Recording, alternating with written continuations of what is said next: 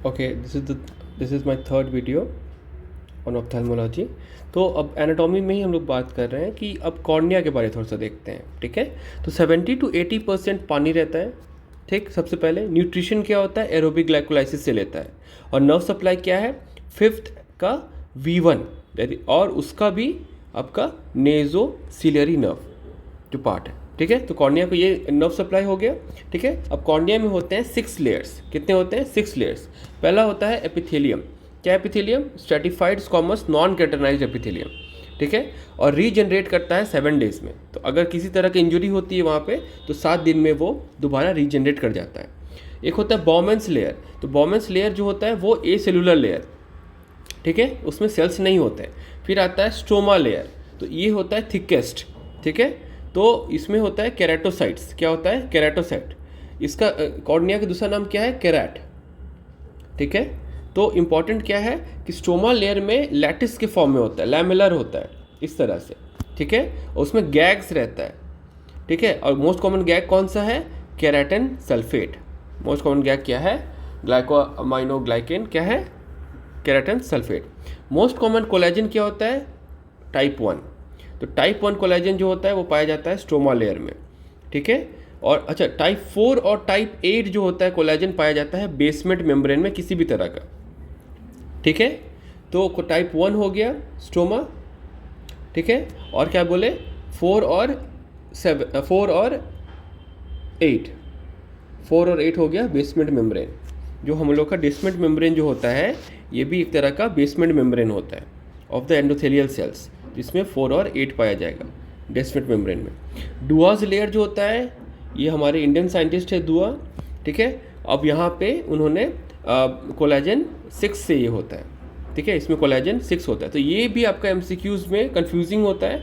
Exam में question पूछा जाता है कि 1 कहाँ पाया जाएगा, 6 कहाँ पाया जाएगा, 4 और 8 कहाँ पाया जाएगा। ठीक है, अच्छा डेस्मेट जो मेम्ब्रेन है उसको हम सॉल्वे रिंग भी बोलते हैं। ठीक है, तो उसको देख के रखिएगा।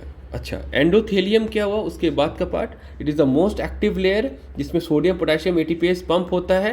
अच्छा, सोडियम पोटेशियम एटीपीएस पंप में ये एक एमसीक्यू आता है, इट इज़ एन हेट्रोडाइमर। तो इसका स्ट्रक्चर आपको जानना होगा कि why it is called a heterodimer. ठीक है ना, एंडोथेलियम जो होता है it is a single layer of hexagonal cells. ठीक है, तो हेक्सा मीन 6। ठीक है, अगेन 6। देखो आई में कितना 6 आया था, पहले भी 6 पढ़े थे और एनाटॉमी और जब एम्ब्रियोलॉजी पढ़ रहे थे वहाँ भी 6 आया था। देखो फिर से hexagonal cells. Now what are the factors for the nutrition of cornea. तो हम लोग निमोनिक से याद करते हैं ग्लास। ग्लास मतलब हो गया gag in the stoma, keratin sulphate, lattice और लैमुलर स्ट्रक्चर है उसका। ए वैस्कुलर होता है, वेरी वेरी इंपॉर्टेंट। और एस से क्या आएगा, सरफेस। क्या सरफेस, एंटीरियर सरफेस जो एपिथेलियल बैरियर बनाएगा, और पोस्टीरियर सरफेस जो एंडोथेलियम बनाएगा। It pumps the extra water out of the cornea and it is the most important factor for the transparency of cornea, for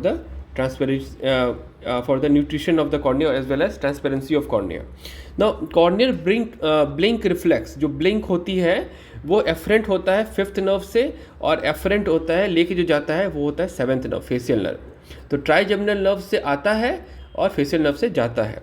ठीक है ना, limbus is a vascular, anterior ciliary nerve से supply होता है। ठीक है, sclera के बारे में, most common collagen is type 1। जैसे स्टोमा में था वैसे ही स्क्लेरा में था, तो दोनों एस वाला जो है वो टाइप 1। ठीक है ना, but it is arranged irregularly, इसीलिए स्क्लेरा जैसा दिखता है। राइट, अब बताते हैं लेंस के बारे में, और लेंस के बारे में जान के हम लोग कैटरैक्ट तक जाएंगे और वहाँ पे फिर इस वीडियो को स्टॉप करेंगे। तो लेंस का सबसे पहले एनाटॉमी पढ़ते हैं। तो उसका शेप क्या होता है, इसका शेप जो होता है ना वो बाई कॉन्वेक्स होता है। ठीक है, तो सबसे पहले ये नोमेनक्लेचर कि इक्वेटर किसको कहते हैं। देखो ये इक्वेटर हो गया, ये इक्वेटर हो गया, ये पोल्स हो गया, कंफ्यूज मत करो, ये पोल्स हो। तो ये एंटीरियर पोल है, ये पोस्टीरियर पोल है। ठीक है, ये एंटीरियर पोल है और पोस्टीरियर पोल है। क्लियर हो गया। तो ये जो विड्थ है उसका 3 to 4 mm का होता है, और जो लेंथ होता है ये 9 to 11 mm का होता है।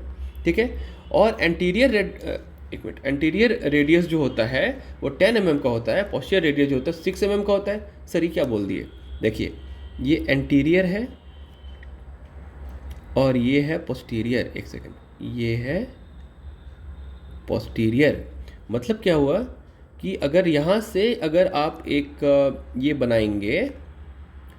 बनाएंगे सर्कल, तो ये आपका यहाँ से लेके यहाँ तक आपका 10 mm का बनेगा। लेकिन जब ये वाला बनाइएगा तो ये आपका कितना बनेगा, मतलब यहाँ से अगर ये करेंगे तो ये आपका 6 mm का बनेगा। ये समझ में आ रहा है? मतलब जो लेंस होता है वो हमेशा पूरा बाई कन्वेक्स पूरा एकदम ऐसा नहीं होता है, वो ऐसा होता है एक तरफ ज़्यादा और एक तरफ कम, ऐसे। ठीक है, तो ये रेडियस बता रहा है एंटीरियर सरफेस का और पोस्टीरियर सरफेस का। तो ये बहुत इंपॉर्टेंट है। ठीक है, इसको जान के रखिएगा कि posterior more curve than anterior surface, posterior more curved than anterior surface, equator is thickest and posterior pole is the thinnest, equator is the thickest. ठीक है, and these are the part of lens obviously. अब यहाँ देखिएगा कि cells as the equator is more active cells of the lens and these are called MCQ viva bladder cells of Weddell.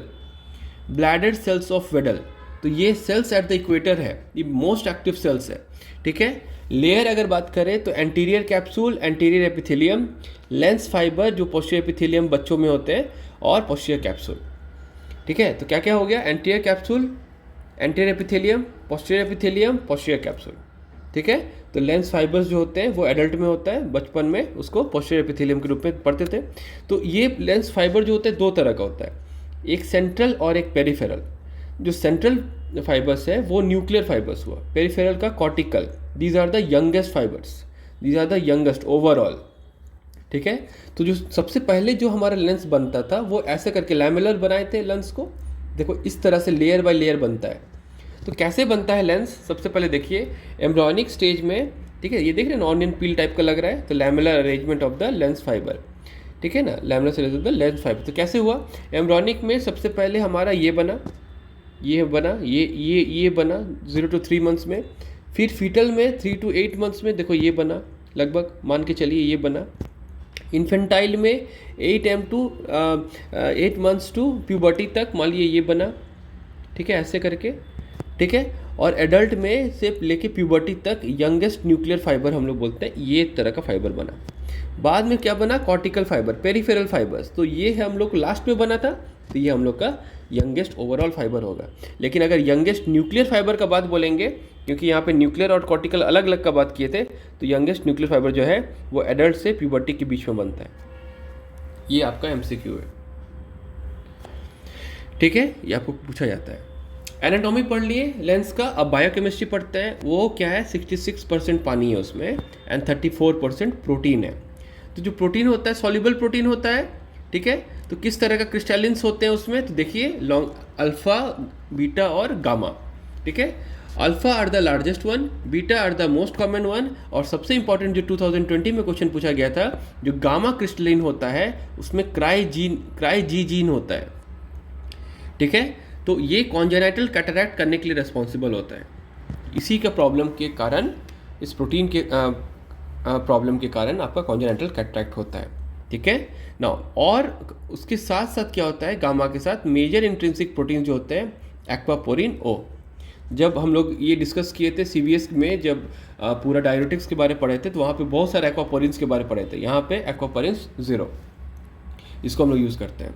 Now factors for the transparency of lens क्या क्या है, कि crystal clear protein, very good, lamellar structure, very good, दोनों में था। ये भी avascular होता है। The presence of free radical scavenger, तो ये इंपॉर्टेंट पॉइंट है कि फ्री रेडिकल स्कैवेंजर जो होता है, एंटीऑक्सीडेंट जो जैसे आपका ग्लूटाथायोन हो गया, विटामिन C, विटामिन E, इसका सब साथ में किस तरह से काम करता है ये आपको जानना है। कोएंजाइम Q10, ठीक है ना, तो ये लोग सब एक साथ काम करते हैं, एंटीऑक्सीडेंट का रूप में काम करते हैं। तो फ्री रेडिकल स्कैवेंजर्स कहते हैं हम लोग इसको। ठीक है, vitamin A is absent and even carotenoids are present. तो ये इंपॉर्टेंट है ना। विटामिन C का जो ट्रांसपोर्ट होता है लेंस में, वो मायोइनोसिटॉल करता है। तो मायोइनोसिटॉल का अगर डिफिशिएंसी हो जाता है तो वहाँ पे भी लेंस अच्छा से काम नहीं करता है। ठीक है, अब उसका कुछ फिजियो पार्ट देखिए। ठीक है, बायोकेमिस्ट्री पढ़ लिया, एनाटॉमी पढ़ लिया। अब देखिए न्यूट्रिशन पार्ट। न्यूट्रिशन पार्ट क्या है, तो न्यूट्रिशन पार्ट जो हुआ वो एंटीरियर जो है ज़्यादा वहाँ पे न्यूट्रिशन एब्जॉर्ब करता है पोस्टीरियर से और ग्लूकोज के फॉर्म में, ठीक है। तो अगर ऑक्सीजन नहीं रहा तो क्या होगा, आपका एनएरोबिक ग्लाइकोलाइसिस होगा, जिससे लैक्टेट और क्लोराइड का फॉर्मेशन होगा। तो सॉल्युबल प्रोटीन जो होते हैं, क्रिस्टलिन जो होते हैं, वो कन्वर्ट कर जाते हैं इनसॉल्युबल प्रोटीन से, तो उसको हम लोग बोलते हैं एल्बुमिनॉइड्स, एल्बुमिन लाइक प्रोटीन्स, ठीक है। इससे क्या होता है, ओपासिफिकेशन ऑफ द लेंस, और जिससे क्या होता है कैटरैक्ट, जिससे क्या होता है कैटरैक्ट। तो बेसिक चीज़ जो हम लोग को पढ़ना था वो हम लोग अभी पढ़ लिए। थोड़ा सा कंजंक्टिवा भी कंप्लीट करके इसको ख़त्म ही कर देते हैं, ठीक है। तो कंजंक्टिवा में मेनली क्या है आपको पढ़ना है, एक नेज़ल होते हैं, राइट, पैल्पिब्रल होते हैं। तो पैल्पिब्रल में यहाँ पे 8 लाइन होता है, ये ARLT, ठीक है ना। अब ये जो है दोनों में फॉर्निक्स में जाके मर्ज करते हैं, मतलब वो जो डायग्राम आप पढ़िएगा कंजंक्टिवा का, तो पैल्पेब्रल कंजंक्टिवा के बारे में पहले ही बताए थे जब हम लोग आईलिड पढ़ रहे थे, ठीक है, कि ये पैल्पेब्रल कंजंक्टिवा, ये स्किन है, ठीक है। तो ये पूरा जो पार्ट है उसका अलग अलग पार्ट जो आप पढ़िएगा उसका, तो उसमें अपर है, लॉन्गर, लोअर, मीडियल और लैटरल, ठीक है ना। तो ये नेजल साइड में हो गया क्योंकि ये नोज हो गया, ठीक है, और ये आईलिड हो गया, ये पार्ट, ठीक।